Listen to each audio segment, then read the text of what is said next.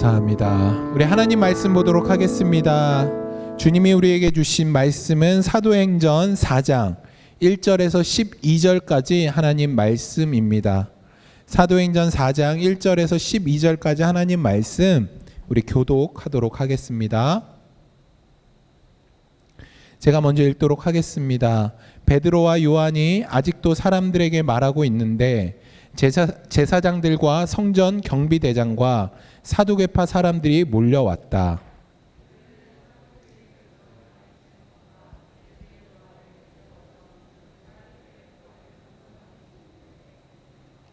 사도들을 붙잡았으나 날이 이미 저물었으므로 다음 날까지 가두어 두었다.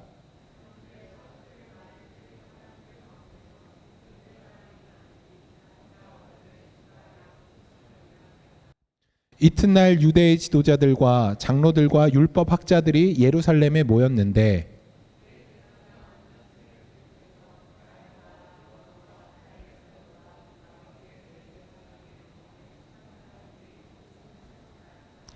그들은 사도들을 가운데에 세워놓고 물었다. 그들은 대체 무슨 권세와 누구의 이름으로 이런 일을 하였소?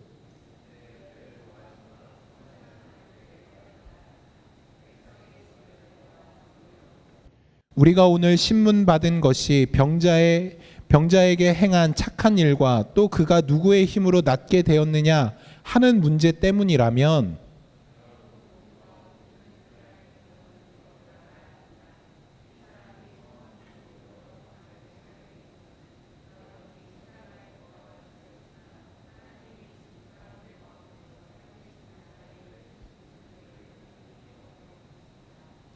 이 예수는 너희들 집 짓는 사람들에게는 버림받은 돌이지만 집 모퉁이의 머릿돌이 되신 분입니다. 예수밖에는 다른 아무에게도 구원은 없습니다. 사람들에게 주신 이름 가운데 우리가 의지하여 구원을 얻어야 할 이름은 하늘 아래 이 이름밖에 다른 이름이 없습니다. 아멘. 아멘. 여러분 성전 앞에서 구걸하던 이 안진뱅이가 걷게 되면서 이 안진뱅이가 어떻게 걷게 되었는지에 대해서 이제 솔로몬 행각에서 베드로와 요한이 설교하게 됩니다. 베드로는 유대인들에게 이 일이 된 것은 너희가 십자가에 못 박아 죽으신 예수 그리스도가 이 안진뱅이의 삶 가운데 이에게 역사하셔서 이 일이 이루어진 것이다 라고 이야기하는 것이죠. 그러니까 그의 삶에, 그 안진뱅이의 삶에 온전한 회복자, 치유자 바로 예수 그리스도다라는 것입니다. 여러분, 그리고 나서 이제 오늘 본문이 시작되는 것이에요. 우리가 기억해야 하는 것은 오늘 본문은 베드로의 설교가 끝난 것이 아니에요. 베드로의 설교가 계속 되어지고 있어요. 솔로몬 행각에서 베드로와 요한이 예수님에 대해서 설교하고 있는 그 도중에 일어난 일이 바로 오늘 본문의 사건입니다. 여러분, 솔로몬 행각에서 처음에 설교를 시작한 이는 베드로예요. 그런데 오늘 본문을 보니까 사도들이라는 표현이 나옵니다. 그러니까 아마도 베드로의 설교가 끝이 나고 이어서 요한이 계속해서 설교하고 있었던 것 같습니다. 사도들이 설교하고 있는데 느닷없이 제사장들, 또 경비대장, 그리고 사두개인들이 와서 솔로몬 행각 앞에 나타납니다. 여러분, 이들이 갑작스럽게 왜 등장을 했나? 그 이유가 바로 2절에 나오고 있습니다. 예수의 부활을 내세워서 죽은 사람들의 부활을 선전하고 있는 것에 격분해서 개역개정을 보면 예수님에 대해서 이야기하는 것이 싫어서, 그들이 싫어해서 라고 이야기합니다. 여러분, 격분하다, 백성들에게 가르치고 전하는 것이 싫어서, 여러분 헬라어 성경 우리말로 보면 격분하다라는 것이 맨 마지막에 나오죠. 개역개정도 싫어해서라는 말이 맨 나중에 나옵니다. 그런데 헬라어 원문으로 보면 이 격분하다, 싫어하다라는 단어가 맨 앞에 나와요.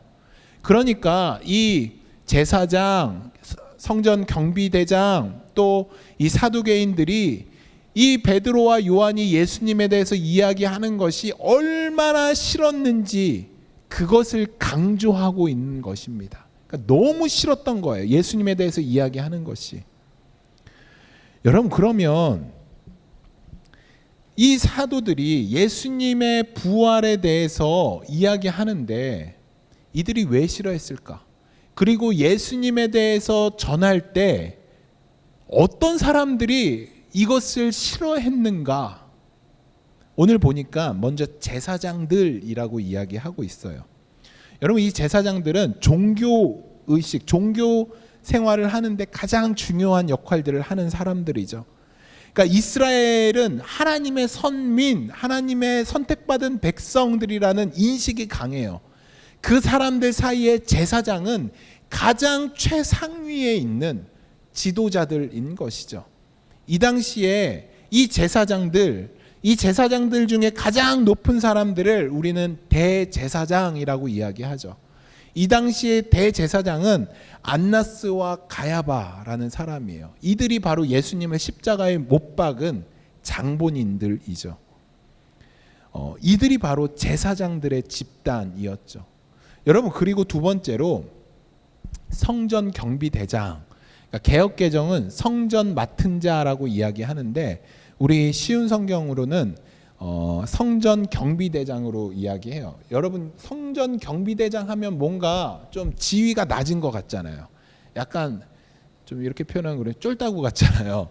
그런데 정확한 의미는 장군, 통치자, 총독이라는 의미예요. 그러니까 이 예루살렘 성전의 경비대장은 이 당시 서열로 따지면 대제사장에 이어서 서열 2위예요.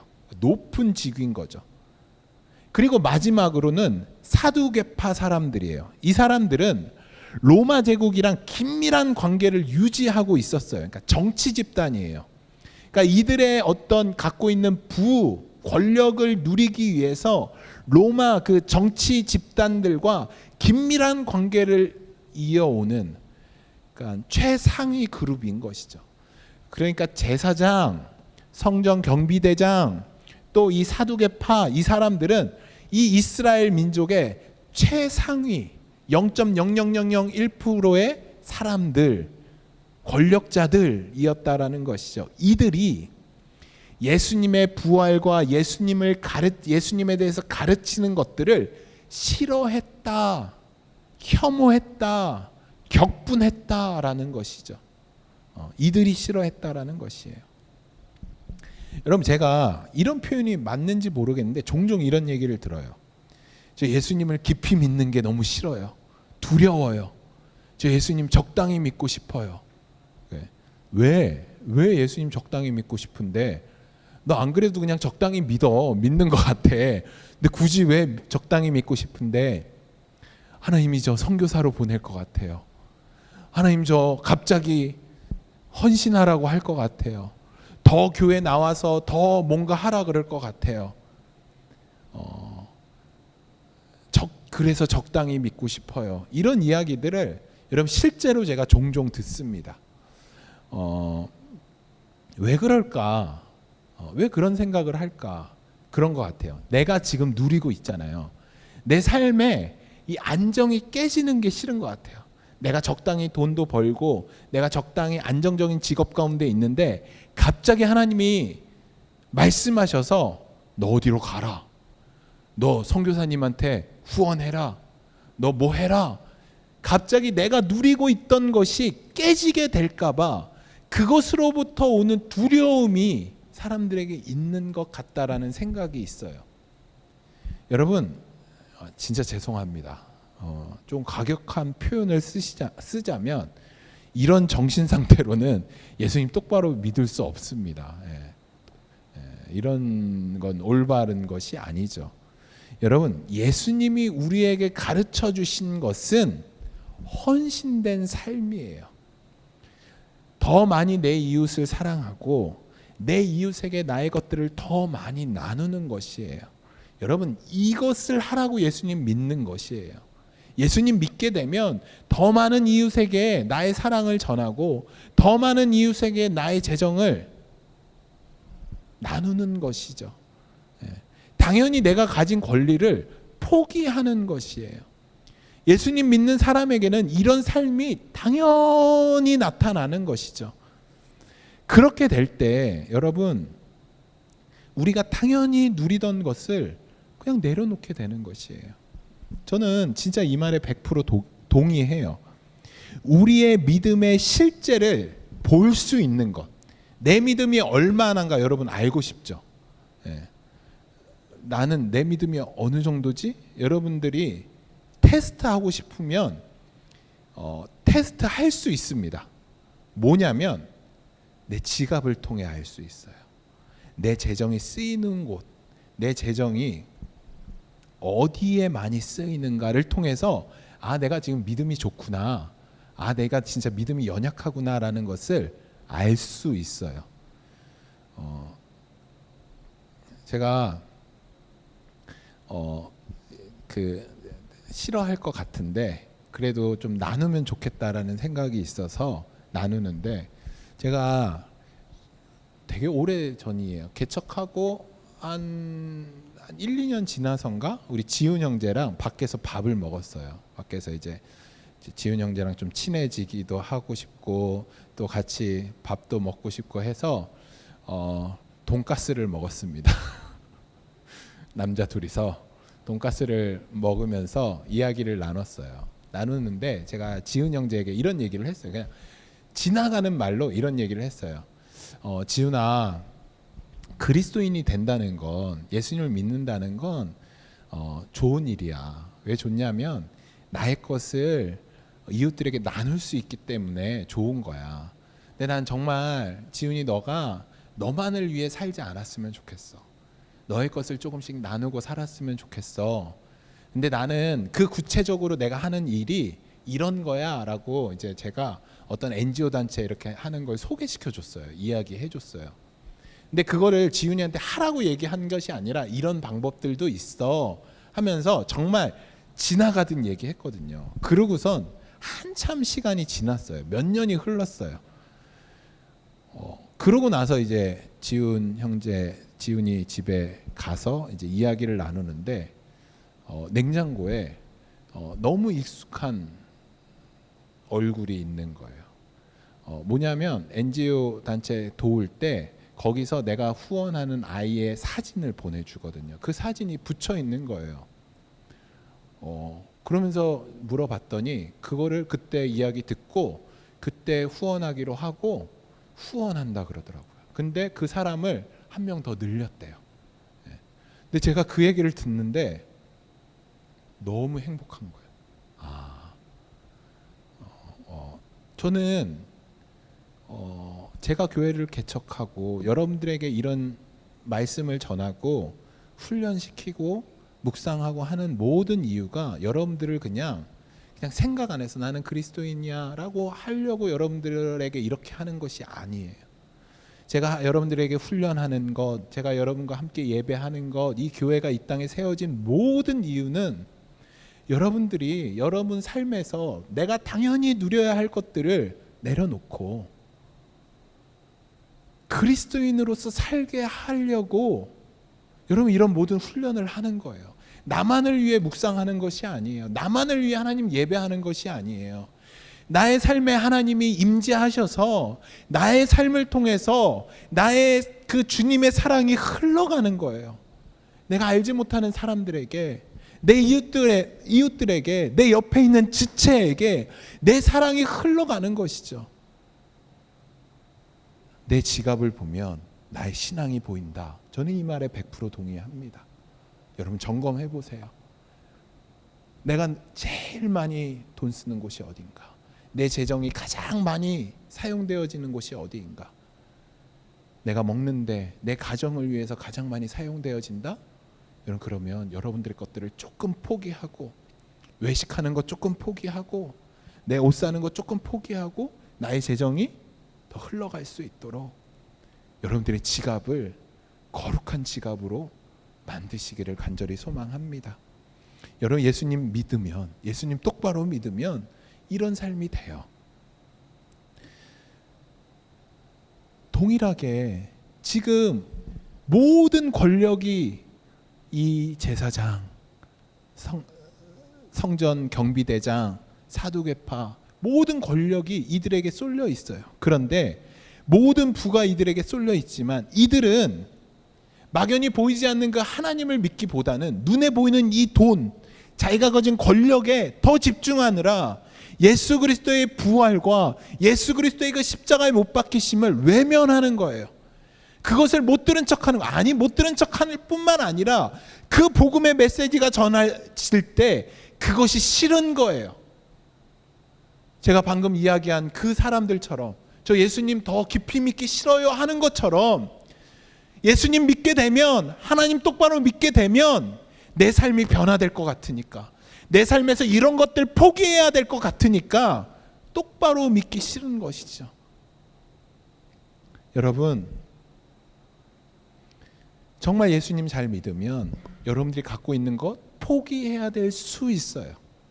그런데 주님이 그것을 여러분들에게 강제로 뺏지 않아요. 그것이 포기가 되는데 기뻐요. 내가 나의 것을 당연히 포기하고 당연히 하나님 앞에 올려드리는데 기뻐요.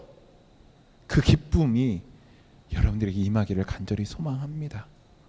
여러분, 이런 일들 때문에 오늘 본문 1절 말씀, 사도들의 설교가 채 끝나기 전에 이들이 득달같이 달려오는 거예요.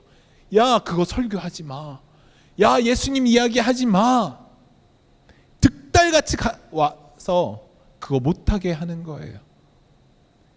여러분, 바른 신앙을 지키는데, 내가 바른 신앙을 갖는데 아무런 관심이 없어요. 이들은 자신의 기득권을 고수하는 데만 집중되어 있죠.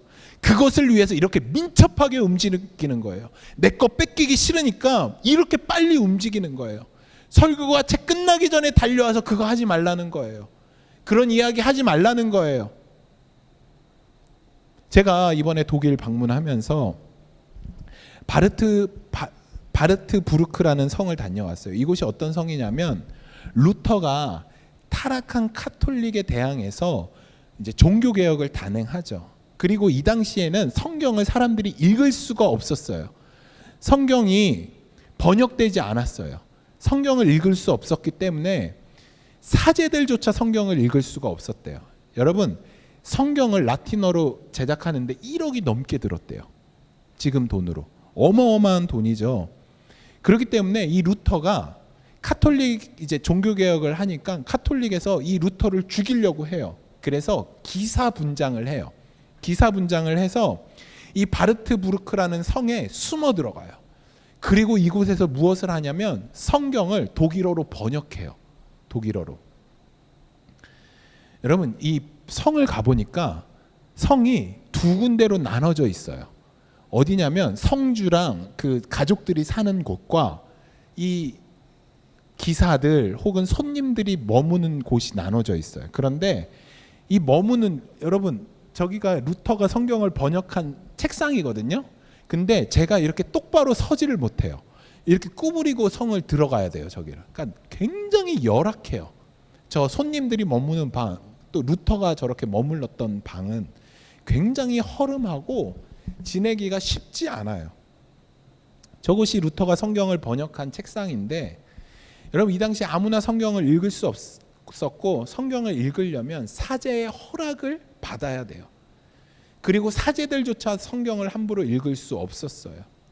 그렇기 때문에 루터가 그 종교개혁을 하면서 가장 먼저 했던 것이 성경을 일반 사람들도 읽을 수 있게 번역하는 것이죠. 여러분, 루터는 혼자 개인으로 어마어마한 권력 집단과 싸웠어요. 여러분, 이 당시에 로마 교황은, 또 이 카톨릭은 극도로 타락해 있었어요. 자신의 권력과 부를 위해서 심지어 면죄부라는 걸 팔았어요. 이 면죄부를 사면 천국 간다는 거예요. 또 죽은 부모, 어떤 가족들을 위해서 이 면죄부를 사면 지옥에 있는 사람이 천국 간다는 거예요. 그래서 이 면죄부를 팔아서 자신의 어마어마한 돈을 챙긴 것이죠. 여러분, 이 루터가 종교개혁을 하면서 이 카톨릭과 대립하면서 얼마나 힘들었냐면, 루터는 위협을 피해 숨어있는 상황 가운데서 불안과 염려가 끊이지 않아서 불면증에 걸려서 잠을 이룰 수가 없었대요. 내가 과연 잘하는가? 내가 이 길을 가는 것이 정말 올바른가? 이 고민을 끝도 없이 루터가 했다라는 것이에요. 여러분, 어떤 때는 루터가 밖에서 이상한 소리가 들렸다는 거예요. 마귀짓이라고 생각해갖고 마귀를 쫓기 위해서 성경을 번역하다가 잉크를 벽에다가 던졌다는 거예요. 그러니까 환청해도, 그러니까 얼마나 극도로 불안함과 걱정이 이 루터에게 있었는가. 육체적으로도 어려웠죠.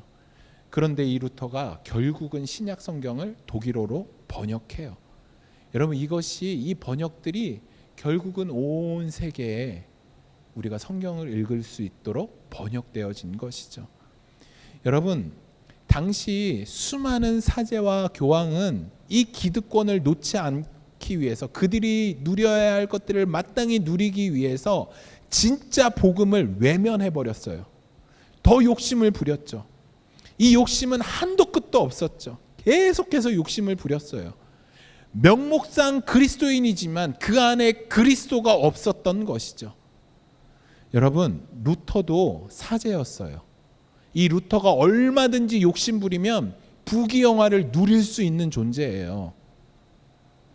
그런데 이 루터가 왜 종교 개혁을 하고 왜 이토록 힘든 싸움을 싸웠느냐? 바로 복음을 위해서죠. 진짜 복음, 진짜 예수 그리스도의 길, 그 길을 가기 위해서 루터는 자신이 갔던 그 잘못된 길에서 돌이켜 예수 그리스도의 그 좁은 길로 갔던 것이죠. 십자가의 길로 갔던 것이죠. 여러분, 얼마나 힘들었을까요? 얼마나 어려웠을까요? 그런데도 루터는 그 부귀영화의 길을 가지 아니하고 주님이 가라고 하신 그 길을 걷게 된 것이죠. 여러분, 손을 놓으셔야 돼요. 여러분, 여전히 내가 누리고자 하는 것, 여전히 내가 갖고자 하는 것 손으로 쥐고 있으면 예수 그리스도를 붙들 수 없습니다. 주님께 가야 돼요. 그래서 제가 적용하자는 거예요. 적용하자는 거. 그냥 듣고 끝내는 것이 아니라 오늘 말씀 들었으면 여러분, 큰 거 하지 않아도 돼요. 작은 것부터 하는 거예요. 나 오늘 말씀 들었는데 나의 것 나눠야 되겠다. 지나가다가 혹은 하나님 말씀하는, 정말 기도하면서 하나님 말씀하는 사람이 있으면 내가 그거 10불이라도 20불이라도 나눠야지, 그거 결정하시면 돼요. 나의 것 흘려가게 하시면 돼요. 오늘 내가 갖고 있던 거 누군가 생각났는데 그거 내가 그 사람에게 나눠줘야지. 여러분, 그렇게 하시면 돼요. 그렇게 나의 작은 부분에서 주님 앞에 나의 것들을 드리기 시작할 때 여러분, 결국 나의 삶이 내 모든 삶을 주님 앞에 드리는 삶으로 우리가 변화되는 것이에요. 그렇게 바뀌는 것이죠. 저는 그런 우리 복음교회가 되었으면 좋겠어요. 여러분들, 우리가 그냥 어제랑 오늘 똑같은 것, 그냥 편안하게 예수님 믿고 하는 거, 그럼 우리 신앙 성장이 안 돼요. 아침에 일어나셔서 힘들지만 피곤하지만 말씀 한 구절이라도 봐야 돼요. 여러분, 제가 이번 주에 매일 아침 여러분 말씀을 여러분들께 나눠드렸어요. 한 의도가 있어요. 네. 여러분들이 이렇게 하시라는 거예요. 그냥 아침에 조금 더 일찍 일어나서 말씀 보셔요. 그 말씀 붙들고 가셔요. 그게 여러분들 삶에 적용되면 좋겠습니다. 여러분, 세상은 돈이 이끌어 가요. 제가 가장 좋아하는 책 중에 하나가 리거렘 목사님이 쓰신 목적이 이끄는 삶이에요. 여러분 아시죠? 목적이 이끄는 삶. 저는 이 제목이 너무 좋았어요. 왜냐하면 여러분, 나의 삶을 다른 게 이끄는 게 아니에요. 무언가 어떤 것이 누군가 어떤 사람이 이끄는 게 아니에요. 목적이 이끈대요. 제가 요즘에 보니까 예전에 이런 얘기를 많이 들었어요. 막 어른들이 하는 말인데, 막 쓸데없는 짓 하면 야, 그 돈도 안 되는데 그거 뭐 하러 하냐, 이런 얘기 많이 들었어요. 뉴욕이 이렇게 왜 발달이 됐을까? 이곳에 돈이 되니까 사람들이 모이는 것이죠. 여러분, 돈 되는 곳에 사람들이 모여요. 보니까 사람들은 돈이 그들의 삶을 이끌어요. 우리의 삶을 실제로 돈이 이끌어요. 여러분, 이렇게 얘기하면 되게 속물처럼 보여요. 돈이 최고예요. 그런데 속물처럼 보이는데 사실은 우린 다 그렇게 생각해요. 돈이 최고라고. 교회에서도 그렇게 생각해요. 야, 돈 없으면 그거 못해 라는 말이 교회 안에서도 그런 말들이 이루어져요. 그러니까 돈이 꼭 최고 같아요. 또 우리의 삶을 돈이 이끄는 것 같아요. 그런데 여러분 보세요. 성경은 돈이 이끈다라고 말하지 않아요. 돈이 이끄는 삶의 결국은 무엇이냐면 사망이다라고 이야기하죠. 세상은 말해요. 야, 너 이곳에 있으면 돈 벌 수 있어. 이곳에 있으면 야, 돈의 흐름을 봐야지. 보고 싶네요, 돈의 흐름을. 예. 결국은 그것이 세상은 생명이라고 이야기하고 그것이 결국 우리를 평화롭게 할 수 있다라고 얘기하지만 성경은 그것의 끝은 사망이다라고 얘기하죠. 저는 우리의 복음교회 우리 성도님들의 삶이 예수 그리스도 복음이 이끄는 삶이 되기를 소망합니다. 내 삶을 무엇이 이끄느냐? 복음이 이끌어야 돼요. 오늘 말씀에 나온 이 제사장들, 이 경비대장들, 이 사두개인들처럼 세상의 권력과 부가 이끄는 인생이 아니라 하나님의 복음이 이끄는 인생, 그렇게 되려면 여러분 어제랑 오늘이랑 같으면 안 돼요. 어제처럼 지내시면 안 돼요. 그러면 절대로 복음이 여러분들의 삶을 이끌어갈 수 없어요. 오늘 복음이 정말 여러분의 삶을 이끌고 싶다면 아침에 10분만, 아니 5분만 일찍 일어나세요. 그리고 이 성경을 피세요. 그리고 말씀을 보시고 그 말씀을 마음에 새기고 세상 가운데 나아가셔요. 그 첫걸음이 우리의 인생을 돈이 이끄는 인생에서 복음이 이끄는 인생, 말씀이 이끄는 인생으로 변화시켜 줄 것입니다. 말씀을 마치도록 하겠습니다. 여러분, 오늘 본문을 보니까, 오늘 본문 11절을 보니까 이 예수는 너희들 집 짓는 사람에게는 버림받은 돌이지만 집 모퉁이의 돌 대신 분이니라. 여러분, 돈이 이끄는 인생을 사는 사람들에게는 예수 그리스도는 버림받았대요. 버림받았다. 저 이게 가슴이 너무 아프더라고요. 혹시 여러분들에게 예수님이 버린 존재가 아닌지 여러분들의 인생을 돌아보시면 좋을 것 같아요. 주님이 우리에게 버림받은 그 돌이 아니라 우리의 모퉁이 돌 되신 분, 우리가 붙드는 분, 우리 인생의 주인이 된 분이 되기를 소망합니다. 여러분, 둘 다 갖지 못해요. 세상과 예수님 둘 다 갖지 못해요.